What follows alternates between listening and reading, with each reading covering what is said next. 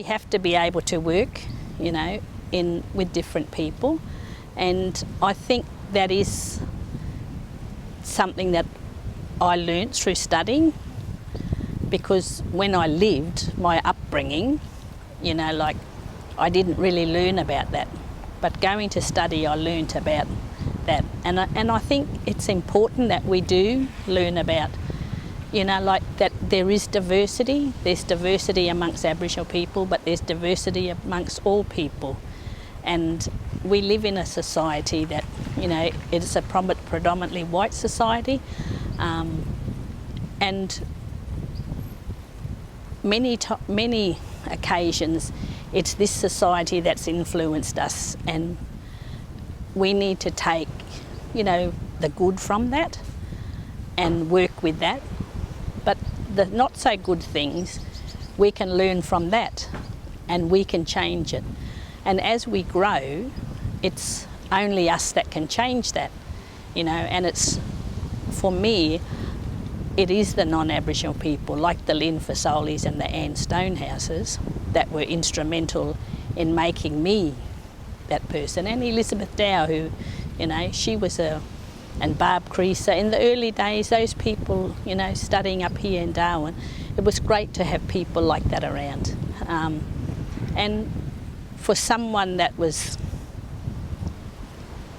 well, I'm still learning, we're all still learning, but you know, I remember being at a meeting with an Aboriginal colleague, and she said to me, "Oh, come on, we'll sit down here, go and have lunch." And I said, "No, we need to go and mix, you know, with all the rest of the mob because we're all here together."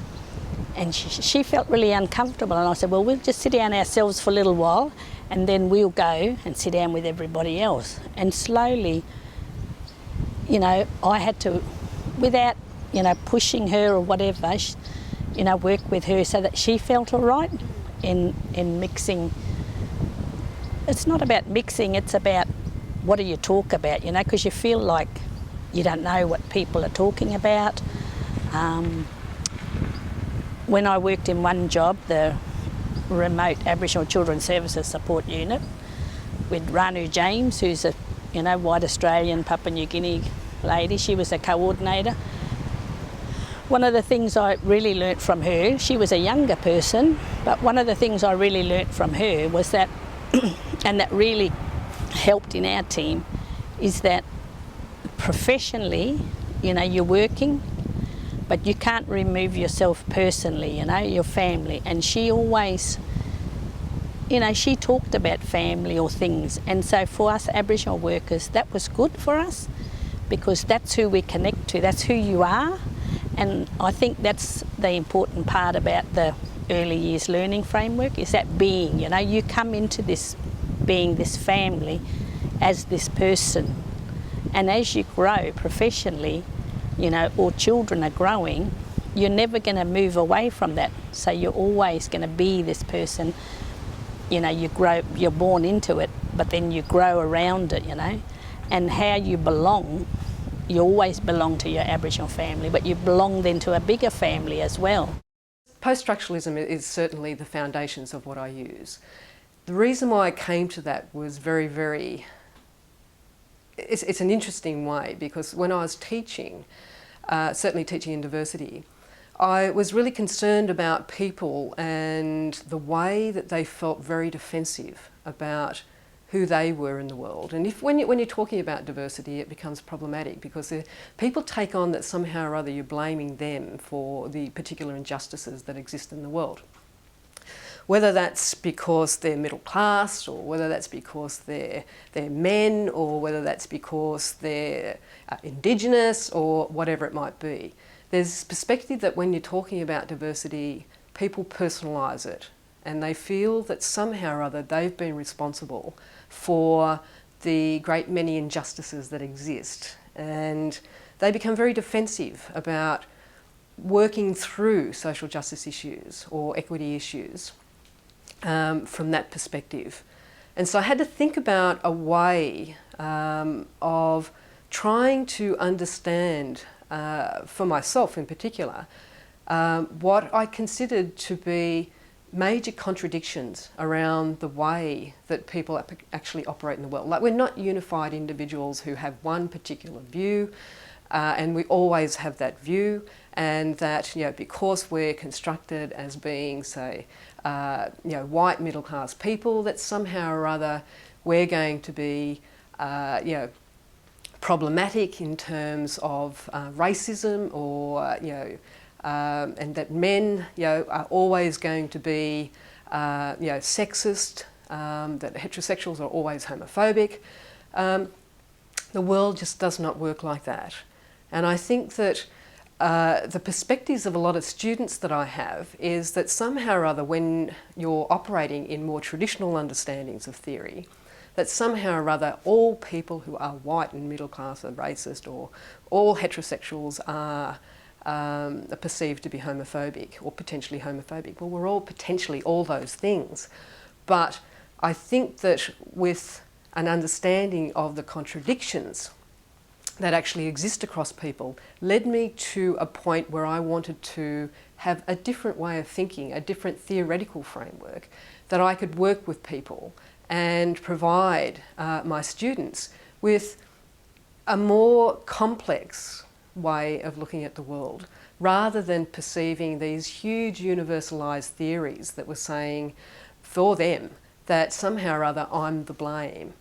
And I'm not really like that, or I don't want to be like that. And if I'm this sort of person, then somehow or other I'm fixed and I'm always going to be like that. So they get worried that, you know, because they're white, they're going to be racist. Or, you know, because they're heterosexual, then they're going to be perceived as being homophobic. So I think that for post-structuralism allowed me to think about providing them with a theory that allowed for the contradictions that actually exist across people. And what it did was allowed people, and this is where I bring in, I guess, one of the theorists that I use, and I think has been a particularly influential person in the way that I'm thinking about things now, has been Foucault. And has allowed, his work has allowed me to think about power in a very different sort of way, and how power operates in our lives on an everyday basis, and in our personal lives, in our professional lives, in our intimate lives with people. And it allows one to look at the way that power shifts in and out of different situations, and that I'm not always going to be the person with power, regardless of whether I'm in, you know, a teacher-student relationship sort of situation, whether I'm in a male-female relationship, you know, with my parents and child relationship, that the perspective is that somehow or other there is one person who will always have that position because of their authority within, or their status within those particular relationships. And I think that what's really critical about that is that power actually shifts, and trying to understand what and how power operates in our life. And I think his particular way of looking at the way that power operates through the knowledges that we have, and the knowledges that we use on an everyday basis, what he terms discourse, is critical to understanding that shifting in power, that understanding of the contradictions that we actually have in our lives and who we are as individuals. And he provides a context to allow us to think in a certain way that shifts us away from these very monolithic and universalised understandings of power that have major contradictions in them. We're always sort of contradicting ourselves depending on the situation that we're actually in, because we're always negotiating the power relationships across our everyday lives. And what we're doing is making decisions about what we're going to do next, how we interact with people, how we think, what we're going to do, the interactions that we're going to have, based on the way that we're thinking and negotiating that relationship at that point in time. And so our relationships, our power in those relationships can shift. Yeah, I'm not always the teacher. I'm always, you know, I'm a partner. I'm also a daughter, and in those sorts of contexts, my power relationships with the people I'm interacting with change. So in early childhood education, multiculturalism has been around for a long time. Multiculturalism is particularly important in Australia because of the diversity of language and social and cultural groups. In recent years, in early childhood education, diversity has tended to replace multiculturalism as a popular term for the coexistence of social, cultural and class differences that exist in society. Paralleling the broader social contexts of liberal pluralism, diversity in early childhood education has largely emphasised tolerance and acceptance of difference, despite pedagogy that has been inherently embedded in monocultural and monolingual Anglo-Australian cultural practices, which until recently have remained unchallenged. So from this perspective, therefore, the term diversity used alone is insufficient in analysing issues of inequality. So when we take a multicultural approach, we need to go beyond the spaghetti and polka or the cappuccino approach. Well, isn't it great that everybody's different, and isn't it fantastic that we've got all these languages? And really to draw on Bourdieu's notion of legitimacy to value difference. So in my work, I refer to diversity and difference within a multicultural approach. Multiculturalism is back on the agenda, and rightly so. But in understanding multiculturalism, it's really important that we go beyond that superficial International Day or getting our parents to bring in a cultural dish and, you know, getting our kids to dress up in national costume. Because for so many kids, they have more than one cultural biography. Many of our kids are coming from interracial and interethnic families, including Anglo-Australian kids. So it's very difficult for them to position them in one nation state and pit it against another. And I believe that these more touristic and celebratory approaches to multiculturalism don't really allow children to adopt a fluid and multiple approach to their Australian identity, which is an identity couched in difference. So the notion of difference being legitimate rather than just celebratory, yes, of course celebratory is important, but going beyond the celebratory focus and really including difference as a legitimate issue that children have to negotiate on a daily basis is really where I believe a true multicultural approach is necessary. I have found queer theory to be a very useful and significant theoretical framework to inform my practice. One of the theorists that I draw from who would be considered a queer theorist is the work of Judith Butler. Some of the concepts that Judith Butler has provided me with include gender performativity and the heterosexual matrix. I would say that those have been the two most significant concepts that have really pushed my thinking, that have provoked me, that have really forced me to think differently about gender and to actually think more in a complicated way about gender and sexuality and how gender and sexuality are related. So the heterosexual matrix is a concept that Judith Butler has given us, and when I say a concept, it's something that's theoretical, but it can inform us in our practical interactions. And let me try and explain this. So the heterosexual matrix, I think of like this grid or this framework, and it helps to determine what it means to be a boy and what it means to be a girl. And the heterosexual matrix is this idea that gender is constructed relationally. So that means that femininity is constructed in relationship to masculinity, and that they kind of go hand in hand. That it's not only about that I'm a girl, but it's what kind of a girl. And that girl gets constructed, here's this heterosexual matrix, because heterosexuality is this idea that girls go with boys and boys go with girls. But it's a little bit more complicated than that, because it's just not that girls go with boys, but what kind of a girl goes with what kind of a boy. And so this is where this idea of emphasized femininity, this is like, think about a very feminine and feminized sort of femininity, goes with a particular kind of boy or masculinity, and we call that hegemonic masculinity.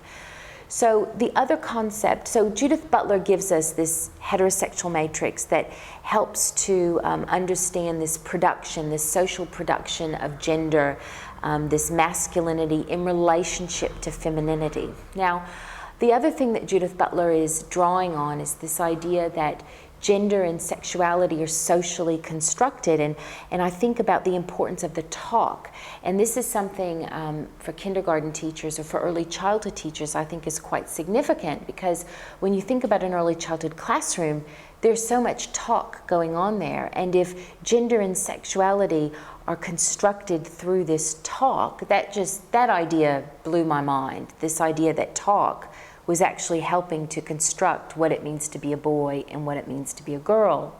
So within practice, one of the things that cultural diversity provided boundaries or limits as to how I looked at children. So in a way, I didn't think that it was working towards social justice, because you're still creating boundaries, and you're creating identities and entities that exist in a separate way. So, okay, so you always perform. You're always a collective culture. So I'm going to look at you, I'm going to look at this child as, okay, he did that because he belongs to a collectivist culture. But then I realized that I was missing a lot that was going beyond. And perhaps he was not performing within that collectivist culture. So I believe that the idea of nomadism allows me to think about how we move across borders. And I think I can provide examples from my own experience as an immigrant in Canada. And I think I lived half of my life in Canada and half of my life in Argentina. But I don't feel like I'm Canadian or I'm Argentinian. When I am in a Canadian context, depends on what the context is, I feel Canadian and I can perform Canadian. But many times people think like, okay, because you're Argentinian, you should do that. You should like meat, or you should like to dance, or you should know how to dance the tango. And it's interesting that I don't do a lot of those things. I do some of the Argentinian things, but I don't do others. And I thought that doing that to children, I'm assuming that they are always Canadian or that they're always Colombian. And from personal experience, I know that it doesn't work that way. The same thing happens when I go to Argentina. I'm not Argentinian anymore. And I can perform the same discourses that I used to perform perhaps when I was a child, not meaning that I left that behind. It's always with me. But there is this movement that takes place all the time that I think that some of the theories around cultural diversity didn't allow me to think about the movements. It just made it static and fixed. I'm going to start with a quote that comes from Michel Foucault, because I want to make some points about the quote after I've read it. It's fairly short. It comes from Discipline and Punish. And the quote is, "The judges of normality are present everywhere. We are in the society of the teacher judge, the doctor judge, the educator judge, the social worker judge." I'm thinking about play and early childhood education and how early childhood teachers and educators are judges of normality and what they do when they make and pass judgments. Well, I think we all need to think about who's the boss of the normal, and even though we might like to think that the boss of the normal has nothing to do with us, I think the boss of the normal does have something to do with us. So in terms of early childhood centres, the rules that exist in early childhood centres and in rooms in centres are good examples of judges of normality. For example, the routines and rituals of one classroom make a good example of how and who judges of the normal operate. What can be done in a particular room and what can't be done in a particular room? Do children have to sit at a table to eat, for example? Do they all have to eat at the same time? Do they have to wait until everyone has their food before they can begin to eat? Do children get to decide who they sit next to when they're eating? Do adults eat with the children? What happens to children who play with their food, such as squashing a banana through their fingers and enjoying the sensory feeling of that? What about children who want to eat with their fingers and not use utensils? And what happens to children who enjoy the social experience of shared eating much more than eating the food itself? These are just a few questions about eating in early childhood centres, but they're examples of how the normal might be operating. Who gets to decide these things, and what are the reasons that some of these rules operate the way they do? The second part of that quote from Michel Foucault that I like is, "It is on them that the universal reign of the normative is based, and each individual, whether he or she may find himself subjects to it, that is normality, they subject their body, their gestures, their behaviour, their attitudes and their achievements to normality." And that means that according to Michel Foucault, it's very hard to change the normal. Who is the boss of the normal? Well, one way of changing the normal is for early childhood educators to engage in action learning their own centres. And I've had 2 recent experiences of this. I've been fortunate enough to work with a group of people who've been doing exactly that for the past 9 months. In challenging the normal, these educators have changed and they're in the process of changing their practices. One example comes from noticing that eating times were interrupting children's play. Staff became concerned and they decided that they wanted children to be able to play for as long, where, when and how they wanted to, and not interrupt the play because it was a meal time. They decided that they would make food available when the children wanted to eat it, and that they could eat it where they wanted to eat it. After various changes and some ongoing critical reflective practice, as well as lots of talking, lots of negotiating with parents, staff and children, their new regime of eating is now happening effectively. So that means that children can eat when they want to eat and they can eat their food where they want to eat it. If they're in the sandpit playing and they're hungry, they can have their food near the sandpit and eat it there. Another example is climbing trees. Staff and an outside school hours care service decided to challenge the regulations about tree climbing, and they now have tree climbing as a regular activity in their program. Parents have been involved in the decision and children have helped make the decision, but they've also established their own rules about the tree climbing. For example, they've decided which trees might be safe to climb. They've identified the number of people that it's safe to have in one tree to be climbing at the one time. They have established what they need to do if more people want to climb in the tree than is safe. So they have established their own rules about tree climbing in consultation with the children and the parents. They've also negotiated with the person from the relevant department, and this person from the department is supportive of what they're doing and how they're doing it. So they feel that there have been significant changes in children's attitudes as well as the sorts of activities that they're involved in. One example they gave was a boy who they found difficult to move from the Nintendo DS, who now spends most of his time after school up a tree. He thoroughly enjoys the tree climbing experience and he, as they say, is a different person from who he used to be. So there are 2 examples of how action learning in early childhood centres in southeast Queensland have really made a difference and challenged the normal.